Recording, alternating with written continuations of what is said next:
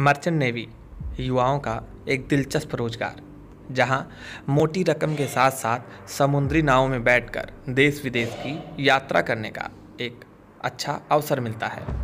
लेकिन इस रोजगार में कुछ ऐसी तकलीफ़ों का सामना करना पड़ता है, या ये कहें कि कुछ ऐसी दिक्कतें आन पड़ती हैं जिन्हें शायद ही रोजगार करने वाला युवक पहले से जानता हो।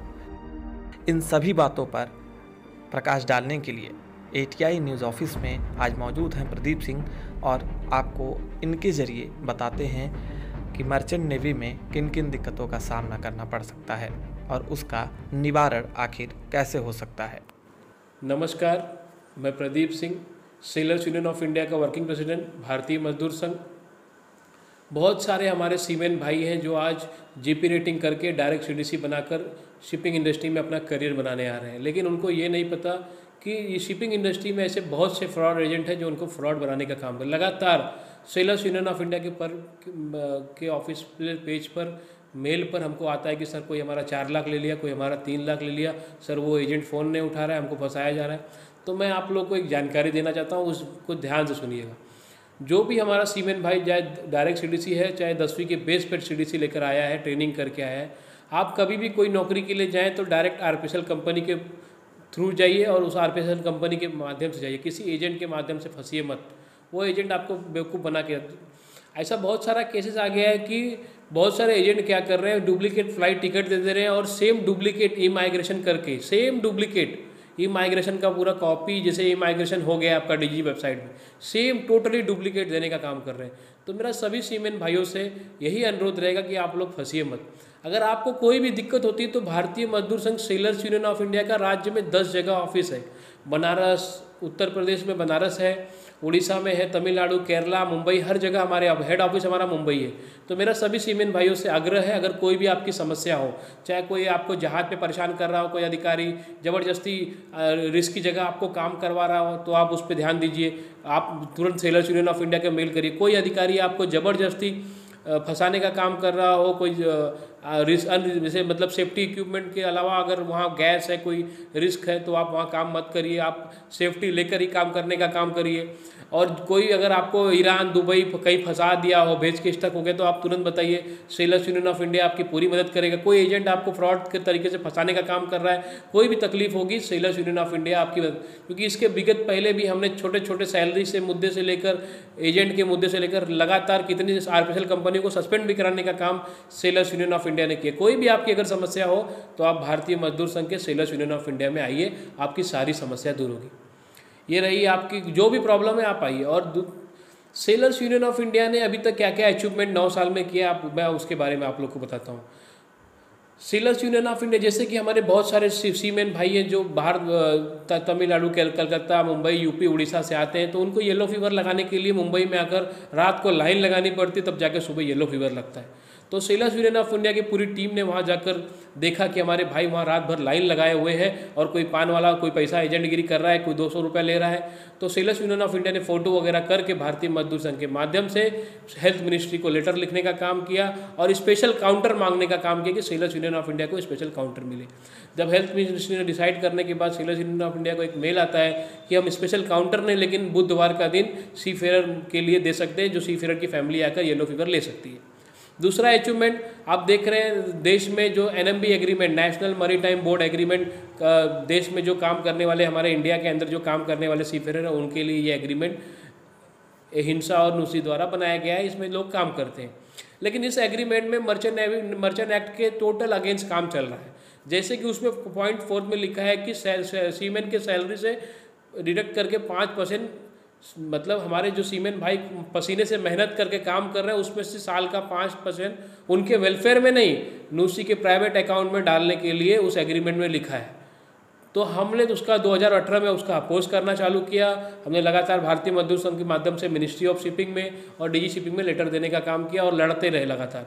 बाद में फाइनली डीजी शिपिंग से हमको एक मेल आता है, हिंसा और मासा और नूसी को और एसयूआई को आता है कि ये टोटली सीमेन के अगेंस्ट है, मर्चेंट एक्ट के अगेंस्ट है, इसको हम रिमूव करते। तो सोचिए भाई साहब, 60 साल से ये एनएमबी एग्रीमेंट चल रहा था। इसका 60 साल से हजारों करोड़ रुपए हमारे सीमेन भाइयों के पसीने का पैसा एक नूसी से प्राइवेट अकाउंट में आता है। ये कितना बड़ा सीमेन इंडस्ट्री में एक धोखा देने वाला काम।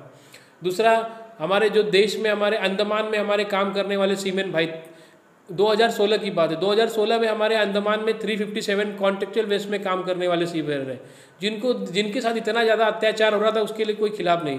जैसे कि उनको साल भर में सिर्फ 3 महीना काम मिल रहा था, और जो एक पर्टिकुलर यूनियन जिनका मैंने नाम लिया, उसके कुछ प्राइवेट लोग थे, उनको एक रोस्टर गुरु का दर्जा दिया गया था, उनको 100 लोग थे, उनको 9 महीना। और जो मेन जो प्राइवेट सेक्टर के 3 जो थे, लेकिन मर्चेंट एक्ट कानून में और कहीं भी ऐसा डिस्क्रिमिनेशन नहीं है कि एक रोस्टर क्रू और कॉन्ट्रेक्चुअल क्रू हो, सब एक कॉन्ट्रेक्चुअल क्रूज के लेवल में रहते हैं।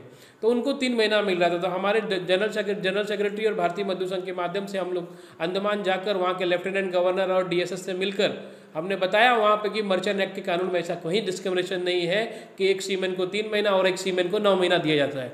तो उसमें लेफ्टिनेंट गवर्नर साहब ने तुरंत बताया कि आप इनसे यूनियन वाले से बैठिए और डिस्कस करके शाम को 5 बजे तक मुझे बता। तो यूनियन DSS ने कैलकुलेशन करके बजट वगैरह करके तो हमारे पास आए और बोले सर 6 महीना कर सकते हैं, 9 महीना नहीं कर सकते। तो हमने एटलीस्ट सोचा कि 3 महीना मिल रहा था, अब 6 महीना मिलेगा, बहुत है। तो हमने वो 2016 में वो कर के आया कि वहाँ पे 3 महीना से हमने 6 महीना कराने का काम किया। अभी पिछले 1 महीने पहले हम शिपिंग मिनिस्ट्री से सोनोवाल साहब से मिल के आए, उनसे हमने बताया सर ऐसा वहाँ पे उन्होंने भरोसा दिलाया कि सबको 9 महीना कराने का काम करेंगे। सेलर्स यूनियन ऑफ इंडिया लगातार लड़ने का काम कर रहा है।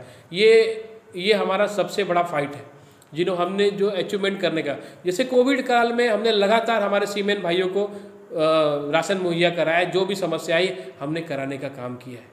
जैसे मैंने आपको बताया येलो फीवर अंडमान में जो घटना घटी, उसके बाद जो PF की घटना है आप जिससे मैंने बताया, कोविड काल में लगातार हमने लोगों को राशन पहुंचाने का काम किया। जो भी हमारे सीमेंट जहाज में फंसे थे वीडियो के माध्यम को समझाने का काम किया, आप परेशान मत होइए। मतलब लगातार सीमेंट इंडस्ट्री में सेलर्स यूनियन ऑफ इंडिया, भारतीय मजदूर संघ हर तरीके से सीमेंट की मदद करने का काम किया। बताने के लिए मेरे पास बहुत से मुद्दे ऐसे हैं कि मैं आपको बताता हूँ। जैसे येलो फीवर का हमने बताया, नेशनल शिपिंग बोर्ड का जैसे बताया, नेशनल NMB एग्रीमेंट का बताया, ऐसे बहुत सारी चीज़ें जहाँ ये बड़े बड़े यूनियन, पर्टिकुलर यूनियन सीमेंट के पसीने का पैसा चूसने का काम कर रहे हैं।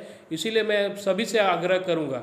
और उसके बाद आपको जो मेन बताया, जैसे कि हमारे सीमेंट भाई हैं, 60 साल हो जाता है जब वो रिटायरमेंट लेते हैं, रिटायरमेंट लेने के बाद वो अपना PF निकालने आते हैं, सीफेरेट प्रोविडेंट फंड ऑर्गेनाइजेशन से अपना SPFO से अपना फंड निकालने आते हैं। तो उसमें वहाँ पे उनके ऑफिस में जाने के बाद वहाँ पे एक ऐसा फॉर्म बना था कि आप नूसी के पास जाएंगे, वो गैदर ऑफिसर की तरह साइन करेंगे तो आपका पैसा रिलीज होगा। मतलब आप 60 साल नौकरी करने के बाद आप नूसी अकाउंट में जाएंगे, अगर आप उनके मेंबर नहीं है तो 20 जहाज का मेंबर है, आप 2000 के हिसाब से 40,000 भरेंगे, तब आपका SWF निकलेगा, तब आपका फंड निकलेगा। तो सेलर्स यूनियन ऑफ इंडिया ने तुरंत, SPFO के चेयरमैन भी हमारे DG साहब होते हैं, सेलर्स यूनियन ऑफ इंडिया के ने तुरंत DG साहब को लेटर लिखा कि ये तो सीमेन का वेलफेयर की टोटल अगेंस्ट है, सीमेन रिटायरमेंट के बाद भी अपना फंड नहीं निकाल सकता। तो सेलर्स यूनियन ऑफ इंडिया ने राइट लेटर लिखा कि अगर ये है तो सेलर्स यूनियन ऑफ इंडिया भी भारतीय मजदूर संघ से, भारत देश का पूरे सबसे बड़ा ट्रेड यूनियन है, उसके हम उससे जुड़े हुए यूनियन है और हम चाहते हैं कि हमको भी दे। हम फ्री में सीमेंट का कैंप लगाकर लोगों को फ्री में सिग्नेचर करके उनके प्रोविडेंट फंड निकालने में मदद करेंगे, या सीमेंट को सेल्फ ऑडिट करने का आप काम करिए।